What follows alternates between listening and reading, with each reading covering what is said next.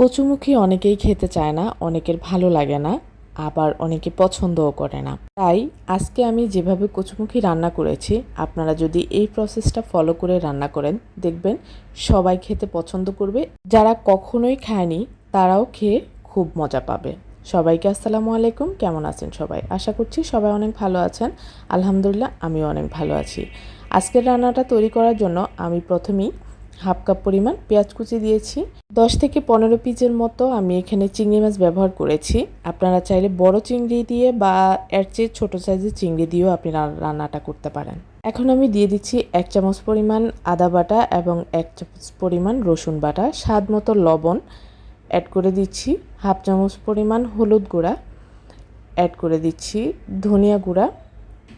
এখন আমি দিয়ে দিব 2 টেবিল চামচ পরিমাণের মতো সরিষার তেল। আপনারা চাইলে এখানে নর্মাল সয়াবিন তেল দিয়েও রান্নাটা করতে পারেন, কিন্তু আজকের এই রান্নার ক্ষেত্রে আমি সরিষার তেল ব্যবহার করেছি। তাতে করে তরকারির স্বাদটা আরও অনেক বেড়ে যাবে। আমি সম্পূর্ণ সব কিছু একসাথে মেখে নিয়ে অ্যাড করে দিচ্ছি কচুমুখী। আর আমি কিভাবে কেটে নিয়েছি এটা আপনারা দেখেই বুঝতে পারছেন। আপনারা চাইলে অন্য যে কোনো শেপ দিয়েও কচুমুখীটা কেটে নিতে পারেন। এখন আমি এতে অ্যাড করে দিয়েছি 1 চামচ পরিমাণ বাটা মরিচ। আপনারা চাইলে এখানে গুঁড়া মরিচ ব্যবহার করতে পারেন। সব কিছু আবারও মেখে আমি পরিমাণ মতো পানি দিয়ে হাতটাকে ধুয়ে ভালোভাবে একসাথে মিশিয়ে চলে যাব রান্নায়। চুলার জাল লো মিডিয়াম হিটে রেখে আমি পাত্রটা বসিয়ে দিয়েছি।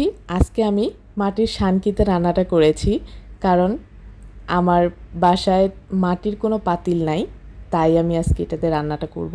আমার কাছে মনে হচ্ছে যে এটাতে রান্না করে খেলে অনেক ভালো লাগবে। তাছাড়া আগের দিনের মানুষ কিন্তু বেশিরভাগই মাটির পাতিলে রান্না করে খেত। এখনও কিন্তু ওই ট্রেন্ডটা আবার চলে আসছে, অনেকেই দেখি মাটির পাতিলে রান্না করে খায়।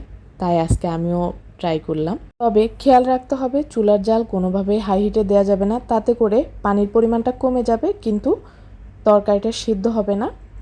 পরিমাণ মতো পানিটাও শেষ পর্যন্ত ঝোলটাও রাখা যাবে না। তাই আমি লো মিডিয়াম হিটে রেখেই একটু সময় নিয়েই রান্নাটা করেছি। আমার রান্নাটা প্রায় শেষ হয়ে গিয়েছে।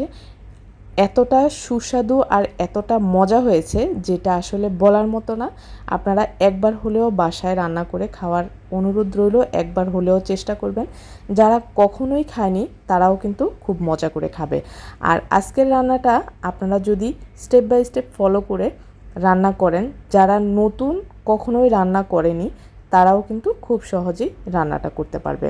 সো আজকের ভিডিওটি যারা ফেসবুক পেজ থেকে দেখছেন, প্লিজ ভিডিওটি ভালো লাগলে আমার পেজে একটা লাইক ও ফলো দিয়ে কমেন্টস করে জানিয়ে দেবেন কেমন হয়েছে। আর যারা ইউটিউব চ্যানেল থেকে দেখছেন, প্লিজ আমার চ্যানেলটি সাবস্ক্রাইব করে পাশে থাকবেন। আজ এই পর্যন্তই।